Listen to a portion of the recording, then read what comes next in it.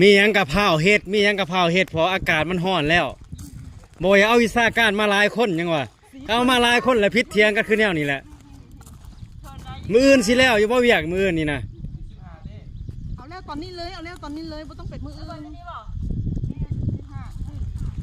พอลูกค้าทาซื้อก็ทาซื้อพุ่นอยู่กระตูพุ่นน่ะสิมีดินขายอยู่บ่นี่นะหาจักหน่อยเด้อลูกค้า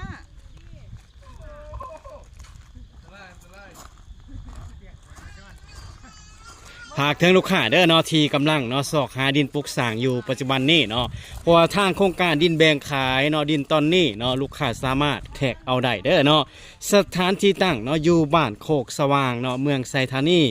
นครหลวงจันทน์เด้อลูกค้าเด้อเนาะพิเศษเนาะดินตอนนี้เนาะทางปูหีเนาะทางบริษัทเฮา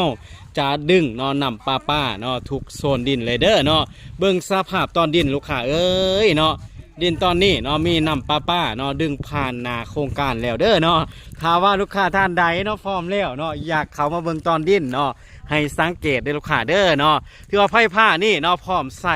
100%เด้อลูกค้าเด้อเนาะที่ว่าลูกค้ามาอยู่แล้วเนาะก็สามารถเนาะสวมใส่ได้เนาะที่ว่าไผ่ผ้าพร้อมใส่เด้อลูกค้าเด้อเนาะดินตอนนี้เนาะห่างจากทางปูย่างเนาะเลขที่13ใต้เนาะเข้ามาหาดินเนาะเพียงแต่200 เมตรเด้อลูกค้าเด้อเนาะโครงการดินแบ่งขายเนาะอยู่ใกล้ๆกันเนาะมี4โครงการเลยเด้อลูกค้าเด้อเนาะมักโครงการใดสอบถามพ่อค้าได้เด้อเนาะมักคลิปนี้เนาะฝากกดไลค์กดแชร์เนาะกดติดตามพ่อค้าแน่เด้อ